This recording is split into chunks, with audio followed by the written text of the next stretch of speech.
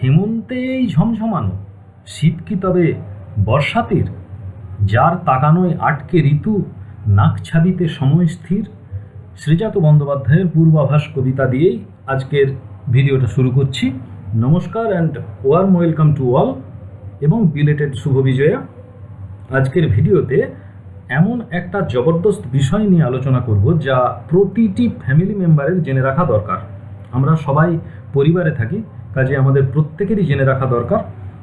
যদিও আমি জানি যে আমার চ্যানেলের অনেক দর্শকই আমার বয়োজ্যেষ্ঠ এবং অভিজ্ঞতা প্রবীণ, তবুও বলি সকলেরই এটা শুনে রাখা দরকার বা বুঝে নেওয়া দরকার। বিষয়টা প্রায় প্রত্যেকেরই জানা, কেউ কেউ একটু হয়তোবা বিশদেই জানেন, কিন্তু বিষয়টার গুরুত্ব বুঝে নিজের জীবনে কাজে লাগিয়েছেন এরকম মানুষ কমই পাওয়া যাবে। তাই আমার অনুরোধ যে স্কিপ না করে কিছুটা সময় অন্তত আমার সঙ্গে থাকুন এবং আমার কথা শুনুন। আশা রাখছি যে ভিডিওটি আপনাদের খুবই খুবই কাজে আসবে।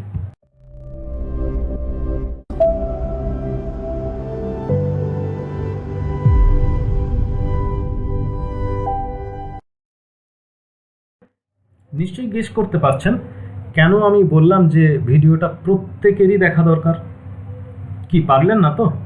তাহলে শুনুন।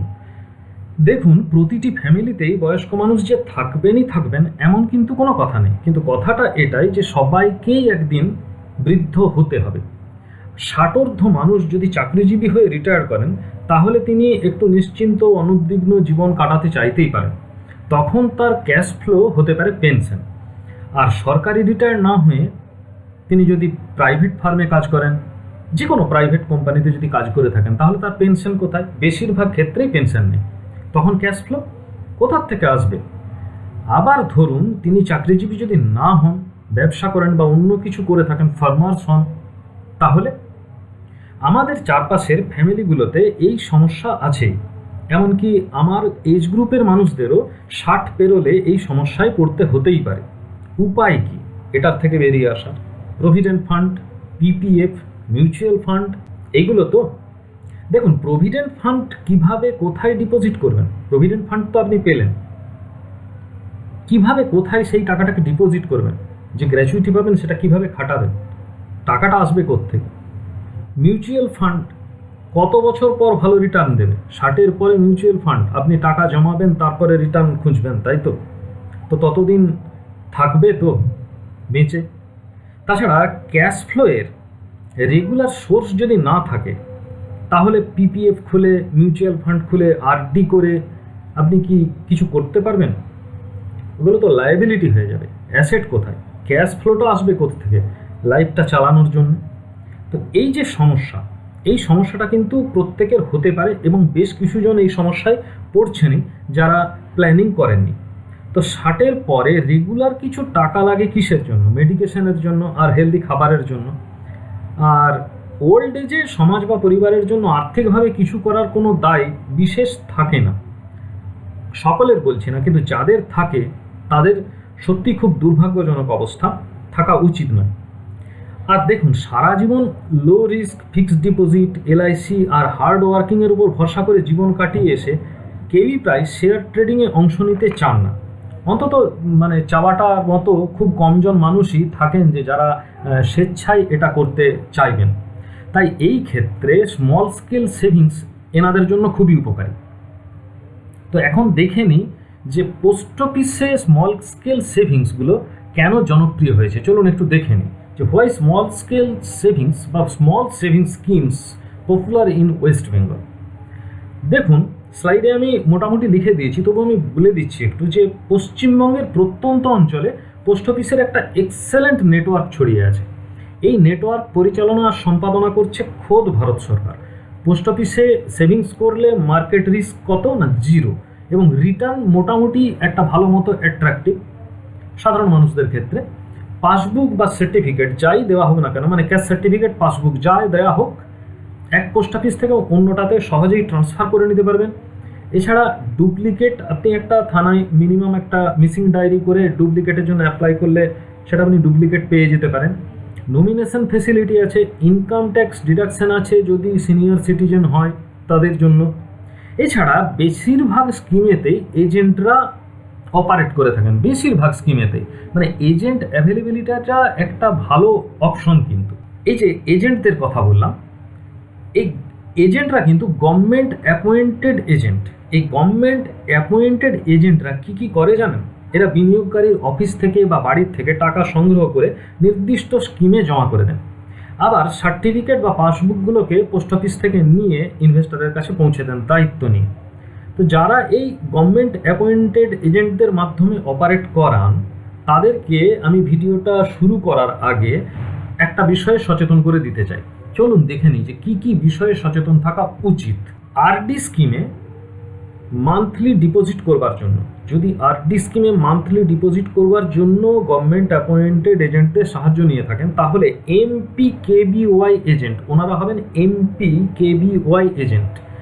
এই এজেন্টদের অবশ্যই ASLL LAAS ASLAAS-5 বলে একটা কার্ড রয়েছে। এই কার্ডটা অতি অবশ্যই ইউজ করতে বলবেন। ওই কার্ডেতে এন্ট্রি হবে যে আপনি টাকা দিলেন আর উনি টাকাটা বুঝে নিলেন। এছাড়া আরডি বাদে অন্য কোনো স্কিমেতে যদি এজেন্টদেরকে ইউজ করা হয়, তাহলে তাদেরকে SAS এজেন্ট বলা হয়। তো এই SAS এজেন্টদের জন্য AARB অর্থাৎ অথরাইজড এজেন্ট রিসিপ্ট বুক ইউজ করতে বলবেন, এবং ওই বইয়েতে কিন্তু নোট থাকবে যে আপনার কাছ থেকে কত টাকা নিল বা নিল না।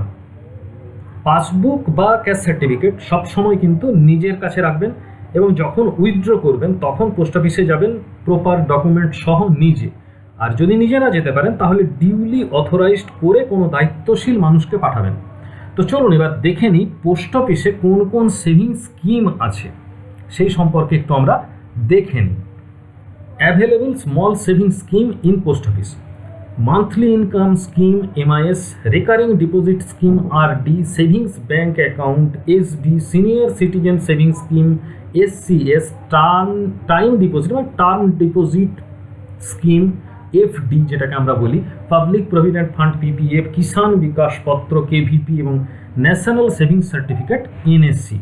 দেখুন এইগুলো নিয়ে কথা বললাম, তার কারণ হচ্ছে আমি একটা জায়গায় একটু অনলাইন রিসার্চ করে দেখছিলাম যে আগের ভিডিওটা যদি দেখে থাকেন তাহলে দেখবেন।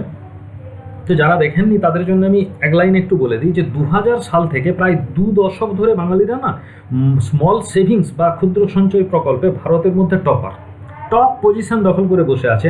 এমনকি উত্তরপ্রদেশের মতো জনবহুল রাজ্য আমাদের কাছে পিছিয়ে গেছে। তো দেখুন নিউজে বলছে যে ক্ষুদ্র সঞ্চয় প্রকল্পে না এই 2 দশক ধরে বাঙালি প্রায় 90,000 কোটি টাকা ইনভেস্ট করেছে। ব্যাপারটা ভাবতে পারেন, 90,000 কোটি টাকা। এছাড়াও জেমস এবং জুয়েলারি পিছনে কিন্তু টাকা ইনভেস্ট হয়েছে বেশ কয়েকশো কোটি টাকা। আর আমাদের তো একটা ধারণা রয়েছে যে হাতে কিছু টাকা আসলে, ল্যান্ড প্রপার্টি কিছু যদি না থাকে, বাড়ি ঘর নিজের নামে যদি না থাকে, তাহলে হয়তো যে আমাদের ডেভেলপমেন্ট হচ্ছে সেটা আমরা বুঝতেই পারি না। তো বাঙালি, আপামর বাঙালি, বিশেষ করে চাকুরিজীবী সাধারণ বাঙালি কি বিশ্বাস করে? স্মল সেভিংস স্কিমেতে টাকা ডিপোজিট করে দাও, একটা ইন্স্যুরেন্স করো, পার্টিকুলারলি হয়তো বা LICতে ইন্স্যুরেন্স, লাইফ ইন্স্যুরেন্স করে নেওয়া যাক, আর কিছু সোনা কিনে ফেলা যাক গয়নার নামে, আর একটা ল্যান্ড করে ফেলা যাক, একটা বাড়ি করে ফেলা যাক। এগুলো করতে গিয়ে কিছু হোম লোন বা এই জাতীয় কিছুর লায়াবিলিটিস চাপিয়ে নেওয়া যেতে পারে। তো এটাই হলো টেন্ডেন্সি। কিন্তু কেউই কিন্তু ভাবেন না যে আফটার 60 আমরা কি করব। তো সেই কারণের জন্যে এই যে সেভিংস স্কিমগুলোর কথা আমি বললাম, এই সেভিংস স্কিমগুলোতে দেখুন NSC, KVP, FD অর্থাৎ ন্যাশনাল সেভিংস সার্টিফিকেট বা কিষাণ বিকাশ পত্র বা ফিক্সড ডিপোজিট মানে টাইম ডিপোজিট স্কিমেতে যদি টাকা রাখেন, তাহলে নির্দিষ্ট সময়ের আগে হাতে টাকা আসবে না। আমি 60 বছর পরের কথা বলছি, আমি কালকের কথা বলছি না।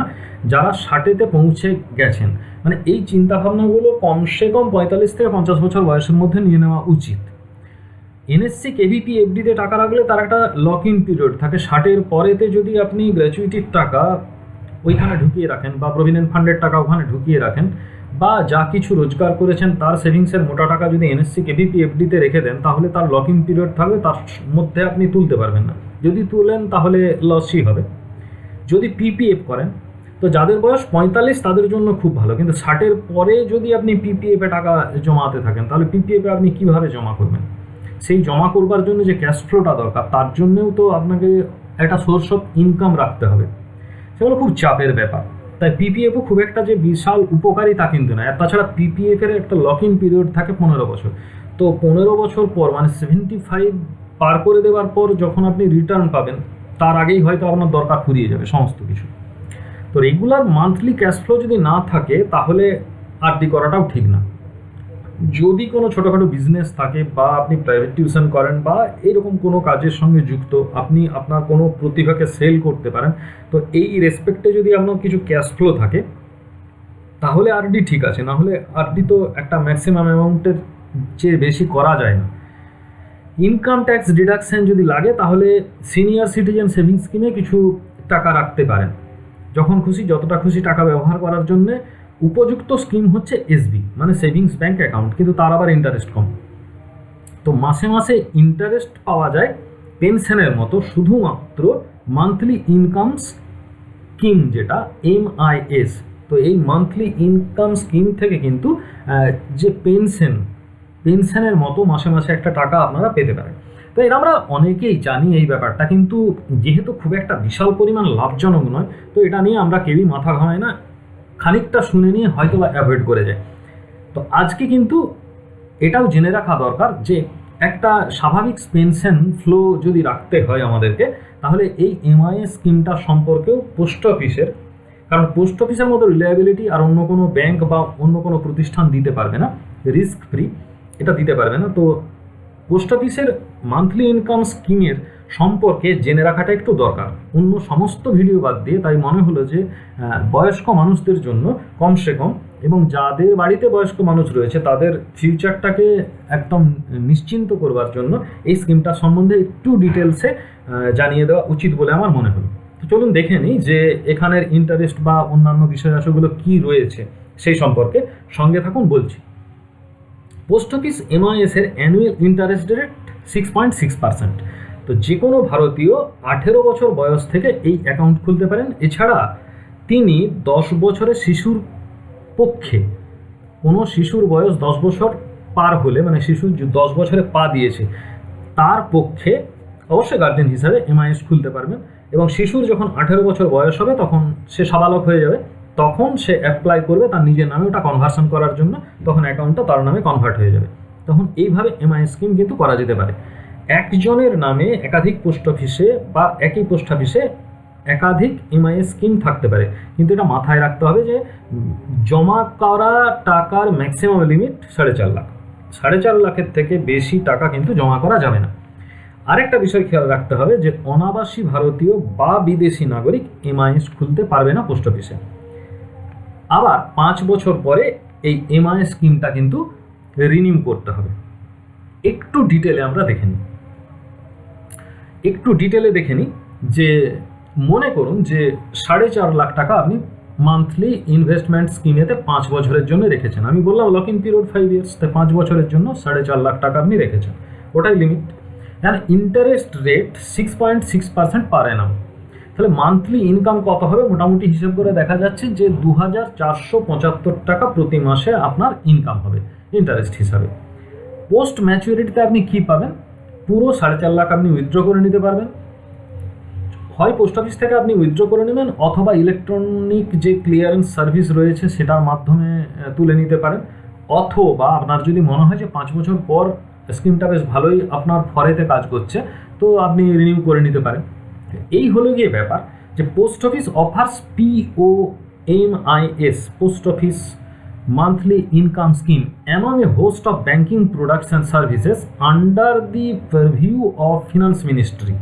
ফিনান্স মিনিস্ট্রির তত্ত্বাবধানে কিন্তু এই স্কিমটা চলছে। Hence it is highly reliable, it is a low risk MIS and generates a steady income. বিষয়টা পরিষ্কার হয়েছে আশা করি।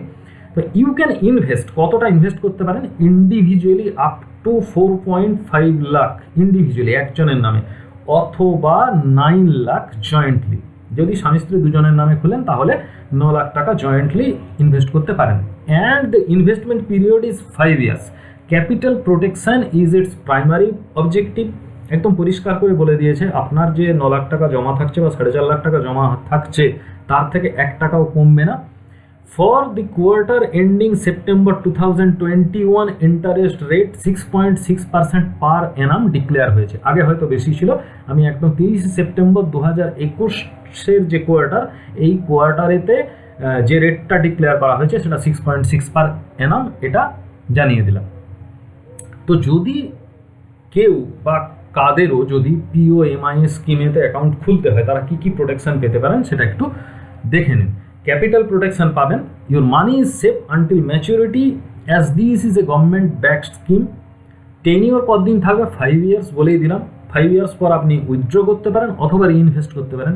এটা একটা low risk investment scheme, fixed income থাকবে মান্থলি, এবং এই যে মানিটা আপনি ইনভেস্ট করেছেন 5 বছর পর কিন্তু পুরোটাই আপনি সেফ ফেরত পাবেন। Affordable deposit amount, you can start with a nominal initial investment of ₹1000, 1000 টাকা নমিনাল ইনভেস্টমেন্ট দিয়ে আপনি শুরু করতে পারেন। As per your affordability you can invest in multiple of this amount, 1000-এর মাল্টিপল হিসেবে আপনার অ্যাফোর্ডেবিলিটি অনুযায়ী আপনি জমা করতে পারেন এই স্কিমেতে। Guaranteed returns, you earn income in the form of interest every month. আমি আগেই বলেছি, এরাও আবার পরিষ্কার করে লিখে দিয়েছে, the returns are not inflation beating but are higher compare to the other fixed income investment like FD. সোজা কথায় এফডিতে যা রিটার্ন দেবে তার থেকে এই রিটার্নটা অনেক বেশি পাবেন, যদিও কিন্তু ইনফ্লেশন বিটিং রিটার্ন নয়। যে ইনফ্লেশন হয়ে গেছে, 6% ইনফ্লেশন হয়ে গেল বা 3% ইনফ্লেশন হয়ে গেল, তাহলে আপনার ওই যে মাসে যে টাকাটা আপনি পাচ্ছেন সেটার অ্যামাউন্ট বেড়ে যাবে, এরকমটা হবে না হয়তো, কিন্তু সে তো এফডিতেও আপনি পাবেন না। তো এই এফডির থেকে এই ইনকামটা অনেক স্টেডি ইনকাম এবং অনেক বেশি ইনকাম। ট্যাক্স এফিসিয়েন্সি অবশ্যই রয়েছে সেকশন 80C-তে। টিডিএস তবে is not applicable either, TDS apply করা যাবে না। আর investment is not covered under section 80C, তবে সিনিয়র সিটিজেন হলে ব্যাপারটা আলাদা। Pay out, you will receive the pay out after 1 month from making the first investment and not the beginning of every month. Multiple account ownership, আমি তো আগেই বললাম যে একাধিক থাকতে পারে, একসঙ্গে হলে 9 লাখ আর ইন্ডিভিজুয়ালি হলে 4.5 লাখ, কিন্তু সেটা টোটালি হতে পারে। একাধিক অ্যাকাউন্টে যে টাকাটা জমা করবেন সেটা 4.5 লাখ অথবা জয়েন্টলি হলে 9 লাখ। আবার বলছি যে you can open a joint account with 2 or 3 people. In this case an aggregate sum up to ₹9 lakh can be invested in this amount. ওর থেকে বেশি কিন্তু হবে না, 9 lakh maximum. Fund movement, investor can move funds to a recurring deposit RD account. আপনি parallelly একটা RD account খুলতে পারেন, যে আপনি মান্থলি রিটার্নটা পাচ্ছেন সেই রিটার্নটা ডিরেক্ট আপনার ওই আরডি স্কিমেতে জমা হয়ে যেতে পারে। যদি না তক্ষুনি দরকার লাগে, আপনি বছরের শেষে সেই রিটার্নটা উইথ ইন্টারেস্ট আবার ফেরত পেতে পারেন। এইভাবে আপনি প্যাসিভলি ইনকামটাকে বাড়িয়ে নিতে পারেন। নমিনেশনের সুবিধা রয়েছে, the investor can nominate a beneficiary, a family মেম্বারকে বেনিফিশিয়ারি নমিনি হিসাবে রাখতে পারেন, so that they can claim the benefits and corpus if investor passes away during the accounts term. ওই 5 বছর টার্মের মধ্যে যদি মারা যান ইনভেস্টর, তো তাহলে যিনি নমিনি থাকবেন, যে ফ্যামিলি মেম্বার, তিনি কিন্তু ওই টাকাটা দাবি করে নিতে পারবেন। Easy of money interest transaction, you may collect the monthly interest directly from post office or get it transfer automatically to your savings account, বা আমি তো বললামই যে আরডিতে আপনি ট্রান্সফার করে নিতে পারবেন। রিইনভেস্টমেন্ট ফেসিলিটি রয়েছে, you may reinvest the corpus post maturity in the same scheme for another block of 5 years to continue earning benefits.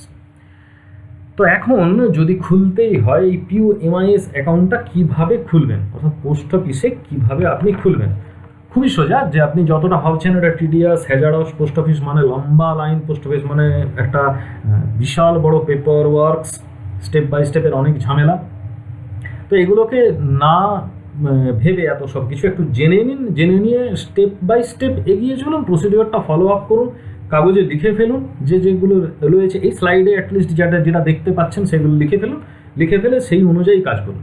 দেখুন, আমি বলে দিচ্ছি যে যদি আপনার পোস্ট অফিসে কোনো সেভিংস অ্যাকাউন্ট না থাকে তাহলে একটা সেভিংস অ্যাকাউন্ট খুলে ফেলুন প্রথমে, আর যদি থেকে থাকে তাহলে তো কোনো চিন্তাই নেই। পোস্ট অফিসে যান, যে পিওএমআইএস-এর একটা অ্যাপ্লিকেশন ফর্ম চেয়ে নিন, তারপর সেটাকে ভালো করে ফিল আপ করুন, ফটোকপি দিন আপনার ভোটার কার্ড, আধার কার্ড, প্যান কার্ডের প্রুফ সহ, 2টো পাসপোর্ট সাইজের ফটো সাঁটিয়ে দিন তার উপরে।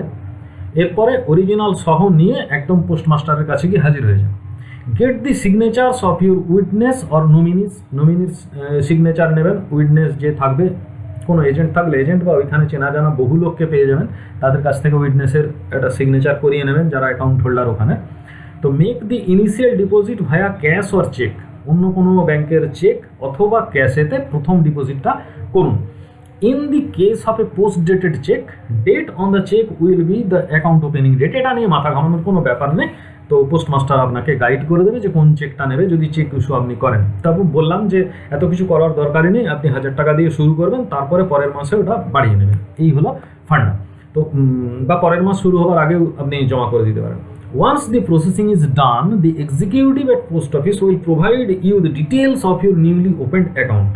আপনাকে একটা বই দিয়ে দেবে, সেই বইয়েতে আপনার যাবতীয় ডিটেলস লেখা থাকবে, সমস্ত নাম্বার দেওয়া থাকবে, ইচ অ্যান্ড এভরিথিং জেনে নিয়ে বাড়ি চলে আসবেন, বেশ আপনার মান্থলি ইনকাম স্কিমের অ্যাকাউন্ট হয়ে গেল এবং পরের মাস থেকে গিয়ে টাকা কালেকশন করতে শুরু করবেন। এই হলো ফান্ডা। আশা করি ভিডিওটি আপনাদের ভালো লেগেছে। যদি ভালো লেগে থাকে তাহলে লাইক করবেন, শেয়ার করবেন, পরের ভিডিওর জন্য অপেক্ষা করবেন। ভালো থাকবেন, ধন্যবাদ।